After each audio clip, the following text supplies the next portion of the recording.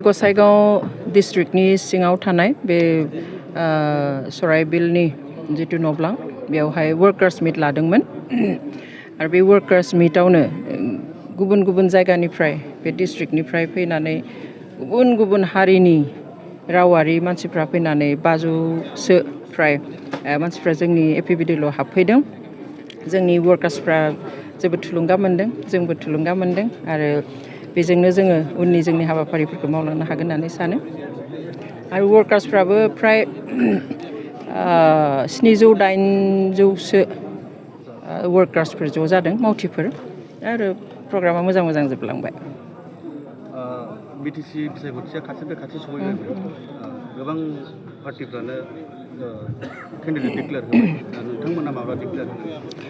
जों होथ'वाखै, जोंहाबो गोबां बिजाथिफोरनिफ्राय जोङो एप्लिकेसन मोन्दों आरो गोबाङावनो जोङो 2-3 केन्डिडेटबो मोन्दों मोनसे समस्थियावनो। स' जोङो डिस्ट्रिक्टफोरनिफ्राय रिपर्टखौ लाबाय खनसे, दा जोङो इनचार्जफोर एपइन्ट खालामनानै थिनहरदों गासिबो डिस्ट्रिक्टआवहाय। स' बिथांमोना डिस्ट्रिक्ट ब्लक आरो प्राइमारिफोराव हाबनानैहाय फिल्डफोरखौ नायगोन माबादि जानानै दङ। ओमफ्राय बिसोरनि लास्ट जों रिपर्टखौ मोनब्लानो बावैनो 2-3 गेजेरावनो जों बे रिपर्टखौ मोनगोन आरो बेखौ मोनखांबाथाय जोङो डिक्लेयार होनो थाखाय फाइनेल लिस्ट बानायगोन। दासिमाव रायजो राजानिफ्राय गोबां हारिफोरनिफ्रायबो माबायदि अनसायनाय मोनदों? जोंथ' ओरैबायदि मोन्दों, माने गोबाङा साननो हागौ जोंजों जायफ्रा गैया बिसोर सानदों जे बर'आल' सानैसो भट होगोन होननानै, खिन्थु नुदों जों दा दिनै बेयावनो नोंथांमोना नुदों गासैबो हारिनि मानसिफ्रा फैदों लोब लोब। दिनै बेसेबां गुबुन हारिनि बेवहाय जइन जादों। बिथांमोननि जितु माने पलिटिकेल कनसियासनेस, राजखान्थियारि सांग्रांथि जों मानिनोसो गोनां।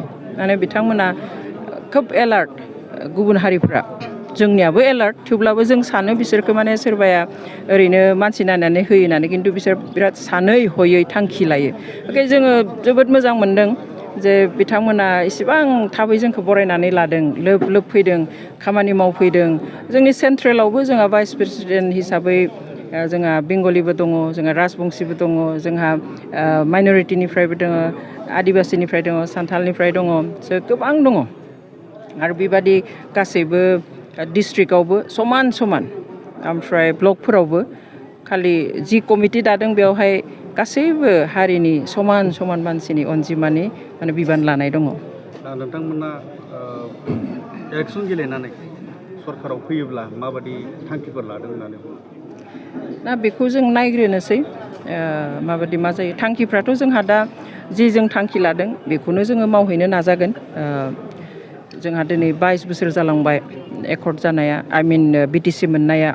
बेनिफ्राय बे जोंनि थाखाय 6 शेड्युल शासन बेबस्था गावखौ खुंनो मोननायनि मोनसे खुंथाय बेबस्था मोन्दोंमोन, खिन्थु जों दिनै गावनि गोसो बादि बे बिटिसि हालामावहाय जोङो जोंनि मथे जोङो माखासे निति बानायनानै लानो हायोमोन जोंनि एसेम्ब्लियावहाय। बेफोरखौ जोङो दिदोमहै जोंनि मोनसेबो समस्याखौ समाधान खालामनो हानाय बादि जोङो निति लानाय नुवासै, जायनि थाखाय दासिमबो बे 22 बोसोराव जेंनाफ्रा जेंनायैनो थाबाय। दिनैबो जोंनि आनखि जोंनि गावनि मानसिफ्राबो हराव उन्दुब्ला साननो गोनां जायो, गाबोन आंनि न'आव नटिस फैगोन नामा, गाबोन सोरनि गामियाव नटिस फैगोन।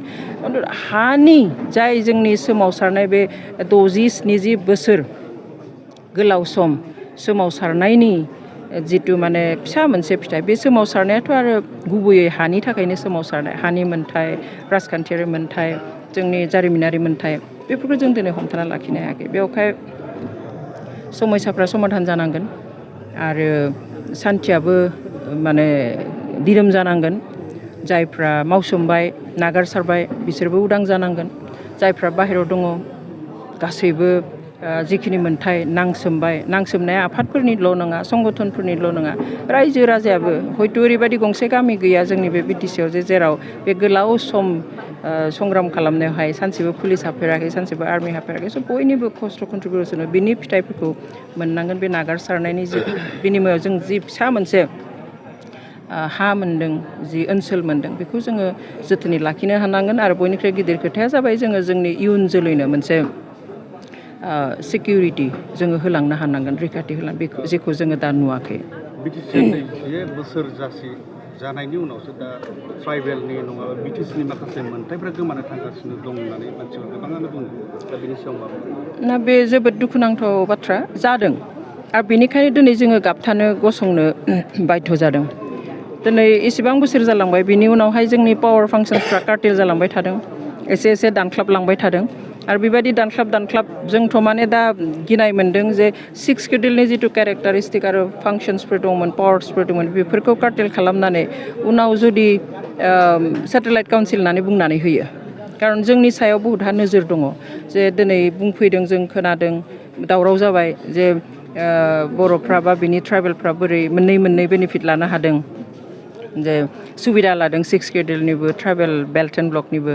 बेफोर खोथाया जेबो खालामनो हाया बिसोरो फैना बुंफैनानै, खिन्थु मोनसे खामानि मावनो हागोन, जोंनि गेजेराव भुल बुजाबुजि सोमजिहोनो हागोन, जोंनि गेजेराव दावराव खालामनो हागोन, बर' बर' ट्राइबेल नन ट्राइबेल बेफोरखौनो खालामनो नागिरदों। खारन जोंनि बोलोआ दायो एसे गोरा, बेवहाय बेखौ सिफायनो नागिरदों आरो जेरावहाय 6 शेड्युल एरियायाव स्टेटआ जेबो इन्टारफेयार खालामनो हाया, दायो बेवहाय फुरा इन्टारफेयार खालामबाय थादों।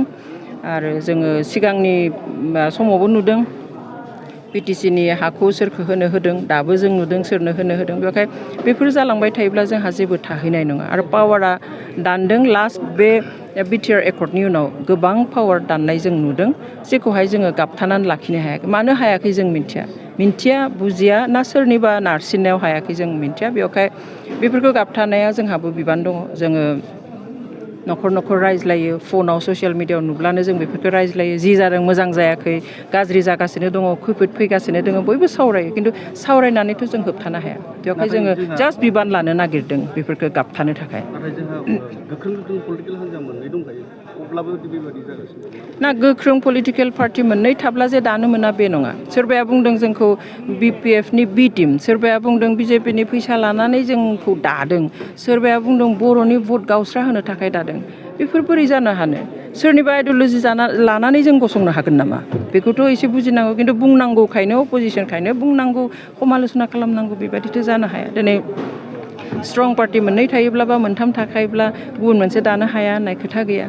दिनै बे पार्टि मोननैया BPF आरो UPPLआ दिनै 22 बोसोर जाबाय मोननैबो।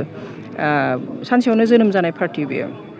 गावस्रालायनानैसो गुबुन नाम लानाय। BPPF हिसाबै दादोंमोन, बिनि उनाव गावस्रालायनानै BPF जाबाय। BPPFआ बोसोरबा थाबाय, बिनि उनाव PCDR जाबाय, बिनि उनाव UPP ना मा जाबाय, बिनि उनाव UPPL जाबाय। स' बैसोआ समान। थ' बे 22 बोसोराव हयथ' सोरबाया आंगायदों, अपसन नागिरदों, अल्टारनेटिभ नागिरदों, बेनिखायनो जों बे अपसनखौ होदों। दिनै जों बोरै बोखावनो? खारन बे मोननैखौ आंगारनानै दिनै जोंनि मानसिफ्रा कंग्रेसाव हाबदों, खारन गुबुन अपसन गैया। सोरबाया तृणमुल कंग्रेसावबो हाबदों, गुबुन अपसन गैया।